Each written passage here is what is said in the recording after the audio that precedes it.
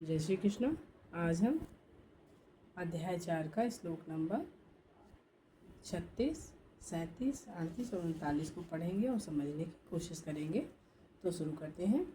अपिचेदसि पापेभ्यः सर्वेभ्यः पापकृतं सर्वज्ञानफलनैव व्रजनं संतरिष्यति। इसमें कह रहे हैं भगवान कि यदि तुम्हें समस्त पापियों में भी सर्वाधिक पापी समझा जाए तो भी तुम दिव्य ज्ञान रूपी नाव में स्थित होकर दुख सागर को पार करने में समर्थ होगे।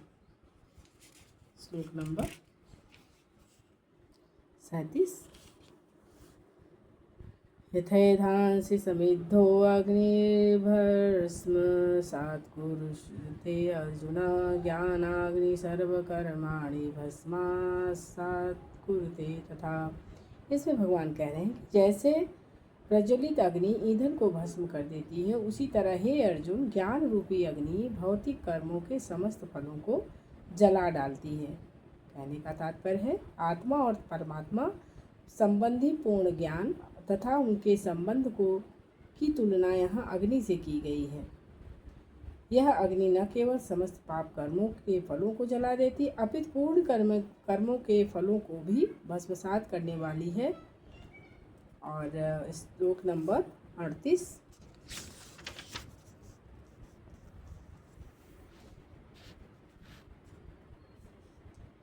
नाहि ज्ञानेन सदृशं पवित्रमिह विद्यते तत्स्वयं योग संसिद्धा कालेनात्मनि विन्दति। इसमें भगवान कह रहे हैं कि इस संसार में दिव्य ज्ञान के समान कुछ भी उद्दांत और शुद्ध नहीं है। ऐसा ज्ञान समस्त योग का परिपक्व फल है।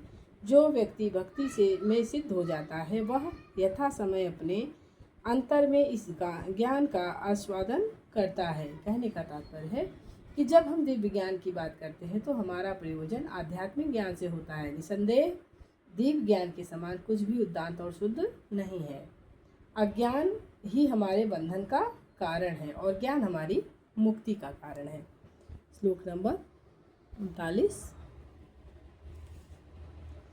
श्रद्धया वा लभते ज्ञानं तत्परः संयतेन्द्रियः ज्ञानं लब्ध्वा शान्तिमिचिरेणाधिगच्छति। भगवान कह रहे हैं कि जो श्रद्धालु दिव्य ज्ञान में समर्पित है और जिसने इंद्रियों को वश में कर लिया है वह इस ज्ञान को प्राप्त करने का अधिकारी है और इसे प्राप्त करते ही वह तुरंत आध्यात्मिक शांति को प्राप्त होता है। श्री कृष्ण में दृढ़ विश्वास रखने वाला व्यक्ति ही इस तरह का कृष्ण भावना भावित हो ज्ञान प्राप्त कर सकता है। वही पुरुष श्रद्धावान कहलाता है।